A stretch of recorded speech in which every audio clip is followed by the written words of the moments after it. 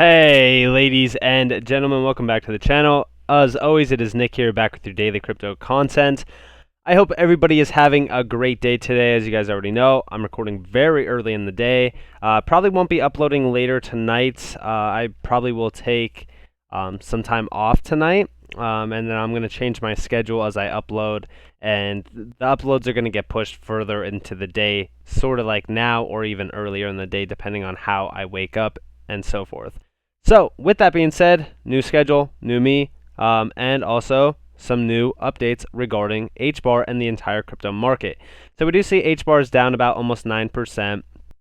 It's down almost 10% in a 7-day period, which is actually performing very well compared to most assets. Look at half of these assets are in a double-digit deficit, especially even the graph, down 23% almost.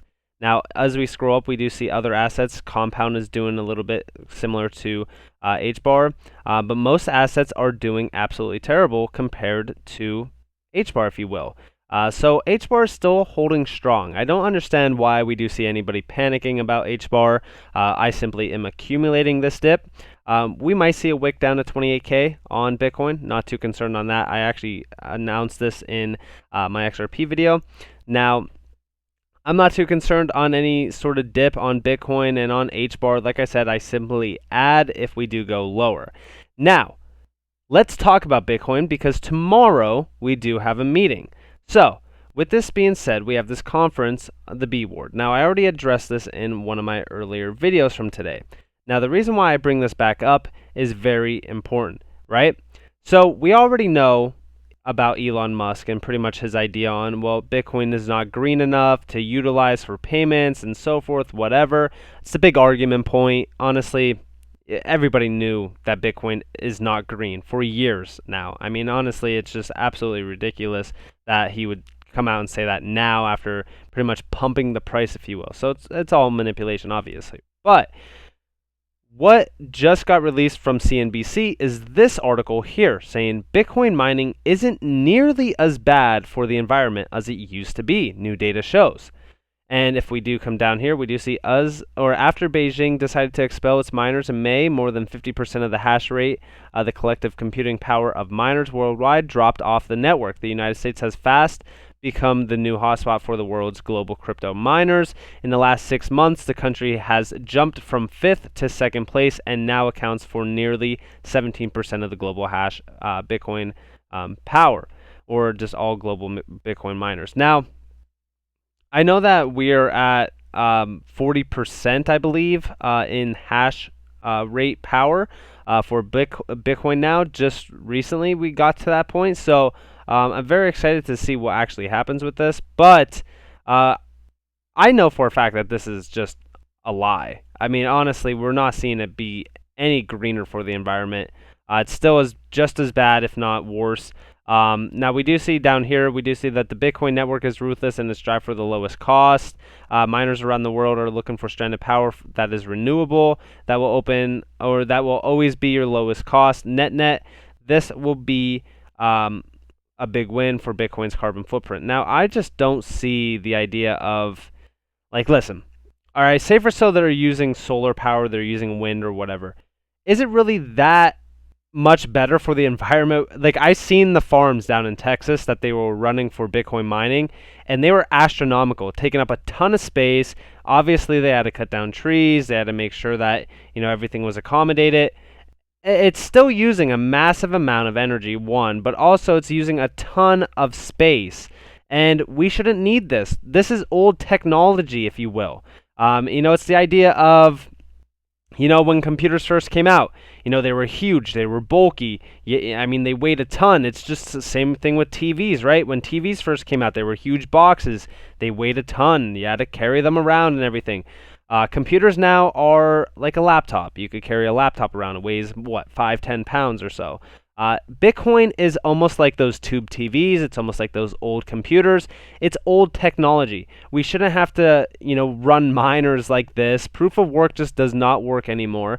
And we shouldn't have to deal with this idea of carbon footprints or anything when we have something like HBAR that is trying to get to the carbon negative footprint. And that is the big key selling point for, HBAR as well. But we do see here today's Bitcoin draws roughly 70 terawatt hours of energy per year, or 0.33% of the world's total electricity production. It's almost 1% of the total production of energy. We do see that is almost half of what it was in May, and is roughly equivalent to the annual energy draw of countries like Bangladesh and Chile. Isn't that crazy to think about? I mean, that's just absolutely insane. Why would anybody utilize this? Now, they are saying that with, more renewable energy, of course, they're trying to get, for an example, nuclear-powered energy for it.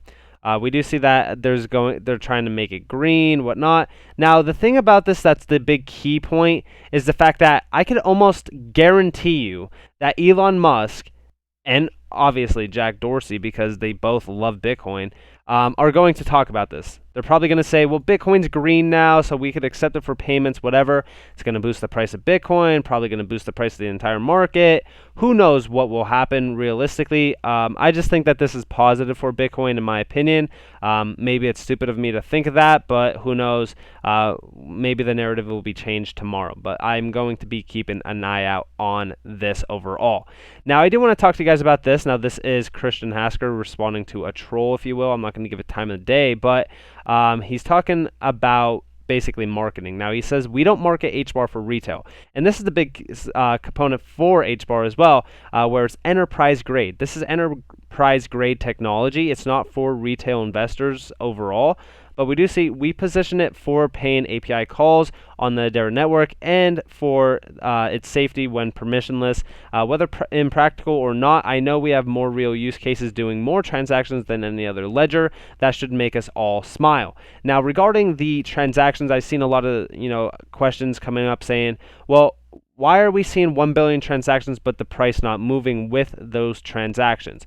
Well, that is a good question, and it's a very simple answer. We've only done about 1.4 billion transactions in a year, or a little over a year.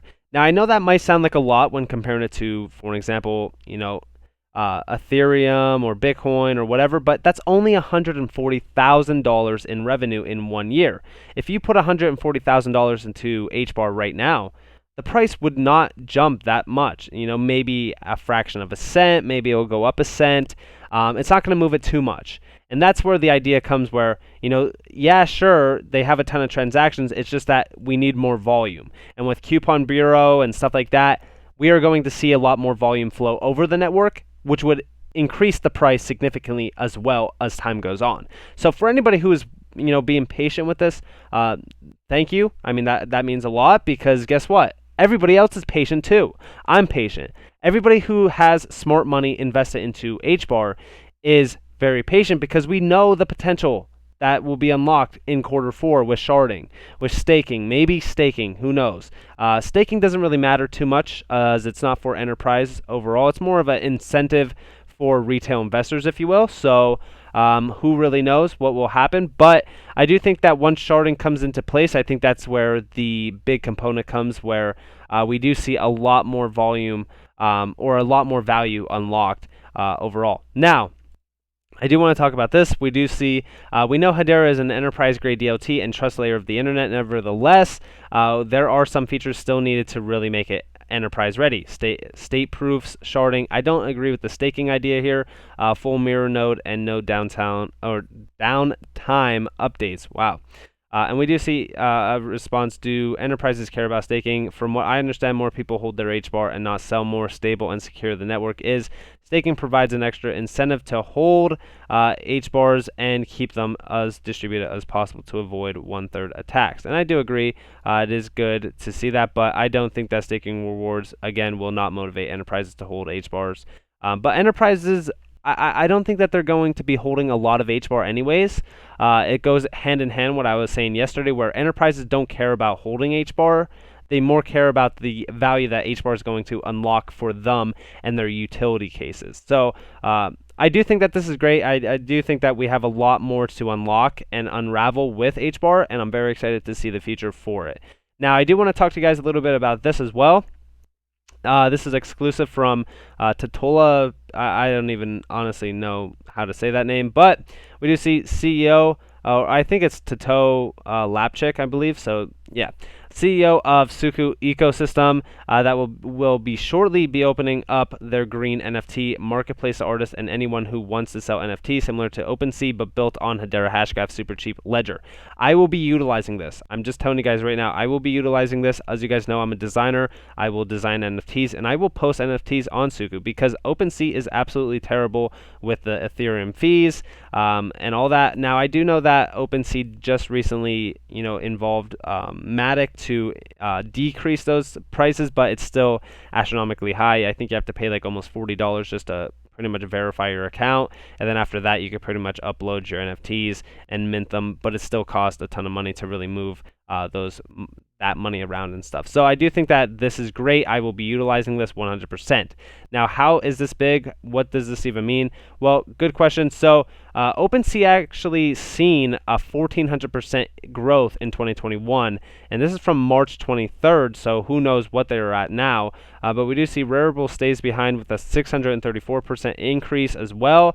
We do see that in the first 3 weeks of March, OpenSea recorded $82.5 million in transaction volume against $24.2 million for Rarible. Now, this is huge, right? In March, OpenSea actually had 3,100 active wallets per day, and transaction volumes already surpassed those of February with 14% to 82.5 million. So we are seeing a ton of growth within NFTs. NFTs are huge, and they are booming 100%.